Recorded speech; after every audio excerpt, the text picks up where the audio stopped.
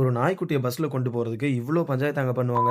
ரீசென்ட்டா சென்னையிலேருந்து திருச்செந்தூர் போக நான் சூஸ் பண்ண பஸ் தான் பால் எஸ்எல்என்டி. நம்ம வண்டியில டிராவல் பண்ண இன்னொரு பேசஞ்சர் சொல்லாம கொள்ளாமலே பெட்டு தூக்கிட்டு வந்துட்டாங்க. ரொம்ப நேரம் ஆர்கியூ பண்ணி அது எதுவுமே பண்ண முடியாம வந்த ரேபிடோ வண்டியிலே திருப்பி குடுத்துட்டாங்க. கோயம்பேட்ல கிளம்புற இந்த வண்டி உடன்குடி வரைக்கும் ஆப்பரேட் பண்ணிட்டு இருக்காங்க. இந்த bus seat cum sleeper with rest room operate ஆகுற அசோக் லேலண்ட் பஸ்ஸுங்க.